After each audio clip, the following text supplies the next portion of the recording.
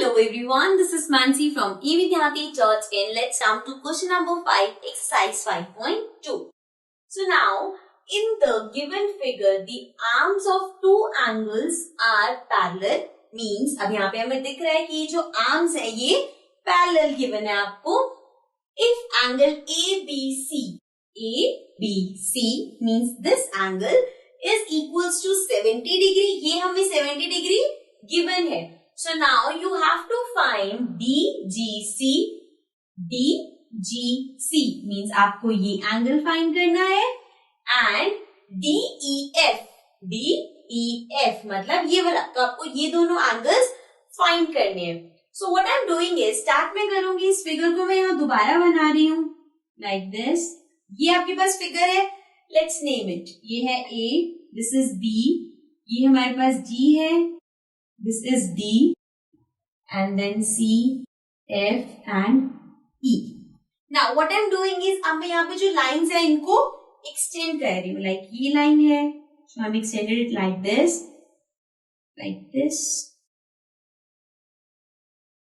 तो जब मैं इन सारी लाइंस को एक्सटेंड करूंगी तो आप देखोगे कि हमारे पास कैसी फिगर आ रही है. दो पैरेलल लाइन, उसके ऊपर दो transversal, right. So and also यहाँ पे ये नहीं गिवन कि कौन सी आर्म्स इक्वल है, तो ये दोनों भी पैरेलल हो सकती हैं, ठीक है. सो ये हो सकता है ये दोनों लाइंस भी पैरेलल हो एंड ये दोनों लाइंस भी पैरेलल है, फाइन. सो ये फिगर आ गया. अब देखते हैं हमें क्या गिवन है और क्या निकालना है.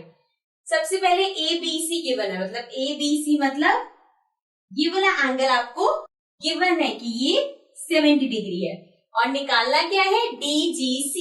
DGC. अब यहाँ पे आप देखोगे ये एंगल और ये एंगल कुछ याद आ रहा है. ये एंगल क्या, कौन से एंगल्स है, ये लाइन के इस साइड है और इस वाले लाइन के ऊपर है.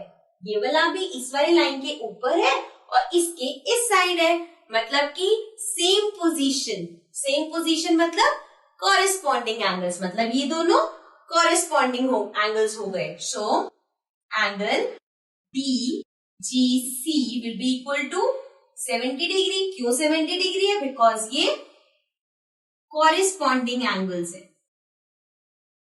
ऑल्सो आप चाहो तो यहाँ पे मेंशन भी कर सकते हो, because A and D are parallel lines and BC is a transversal. Therefore, angle this and angle this are corresponding angles. ठीक है, तो आप इसे मेंशन भी कर सकते हो कौन सी दो पैरेलल लाइन है और कौन सा ट्रांसवर्सल है.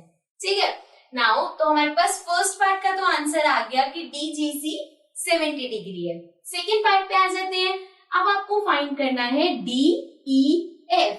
सो D we have D here, this is E और ये है F. मीन्स आपको अब ये वाला एंगल फाइंड करना है. ठीक है.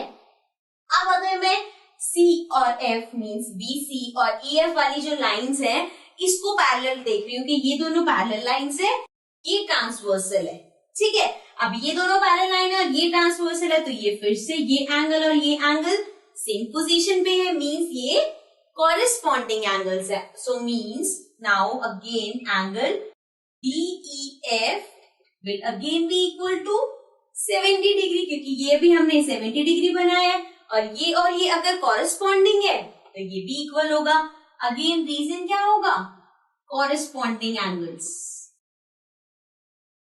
फाइन. सो दोनों पार्ट्स हमारे पास आ गए. ना सेकेंड पार्ट में भी आप मेंशन कर सकते हो, since BC and EF are parallel and DE is a transversal, therefore angle DGC is equal to angle DEF and therefore it is 70 degree. Fine. So understood the question. Now let's come to the next question.